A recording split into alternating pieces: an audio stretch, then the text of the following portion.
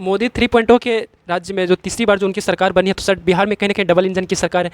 और सर बिहार में पुल का गिरना सर दिन पर दिन बढ़ते जा रहा है सर। इस पर आप क्या कहेंगे सर? बिहार में नए इतिहास रचने के का काम बिहार हर हमेशा किया है। हर में अच्छाई में भी इतिहास रचने का काम किया है, बुराई में भी अच्छी इतिहास रचने का काम किया है। यहाँ चूहा बांध काट देता है, और चूहा जो है सो थाने में दारू पी जाता है, समझे कि नहीं। अफसरशाही हॉबी है, ठेकेदार लोगों की मनमानी है।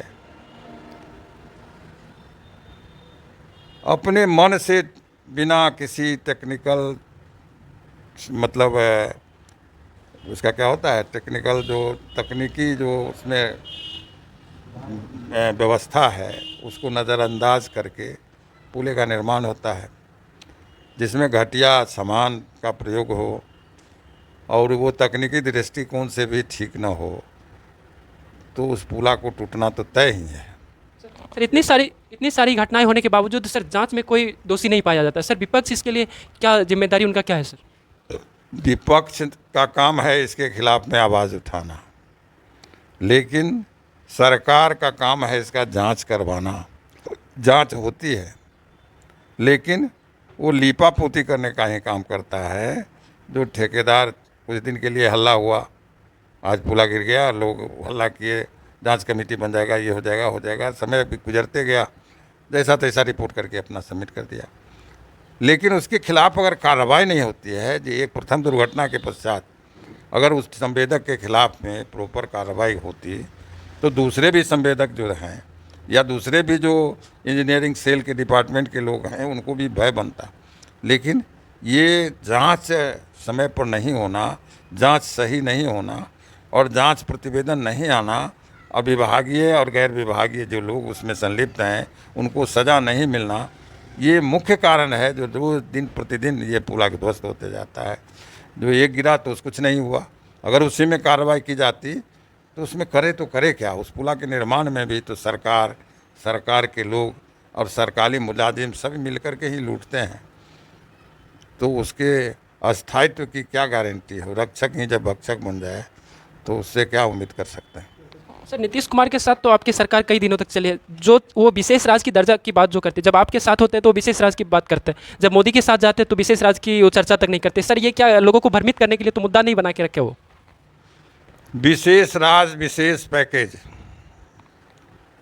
ये न कभी दिया गया और न देने की कोई उम्मीद है बिहार को। ये चुनाव का मुद्दा है, जब चुनाव आता है तो विशेष राज्य की दर्जा की मांग, विशेष पैकेज की मांग की जाती है, और जैसे चुनाव ख़त्म होता है तो ये मुद्दा फिर 5 साल के लिए सो में बस्ते में डाल दिया जाता है। तो ये तो स्टंट है।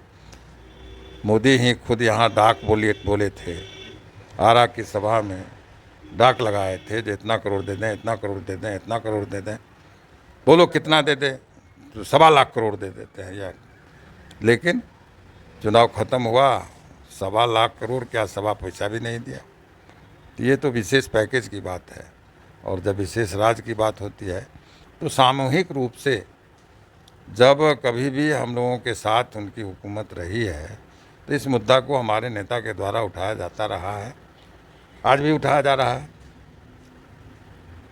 लेकिन इस बार हम लोगों को उम्मीद थी, जो नीतीश बाबू पलटे हैं और मोदी जी को भी इनकी आवश्यकता है, मोदी जी को भी इनकी आवश्यकता है, बगैर इनके सरकार नहीं चल सकती है। तो शायद नीतीश बाबू उनसे बार्गेनिंग करें कि भाई हमको आप पैकेज दीजिए, विशेष राज्य का दर्जा दीजिए। लेकिन हमने देखा कि यहाँ तो कभी वो पैर पकड़ लेते हैं और कभी झुक कर के नमन करते हैं।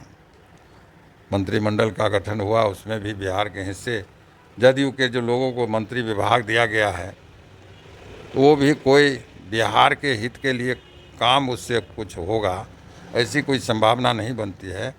बल्कि नीतीश जी का काम है कि एनी हाउ किसी तरह सत्ता में बने रहें, तो सत्ता में बने रहने के लिए वह भी मोदी जी की चाटुकारिता करेंगे, यही कर रहे हैं। राज्य के हित में, देश के हित में कुछ काम हो, ये ऐसी सोच न नीतीश की रही है न है। ये कुर्सी कैसे बचा रहे, यही एकमात्र उद्देश्य है। और इसी कुर्सी के बचाने में राज्य के हित में राज्य को पैकेज या विशेष राज्य के दर्जा की चर्चा खत्म हो जाए।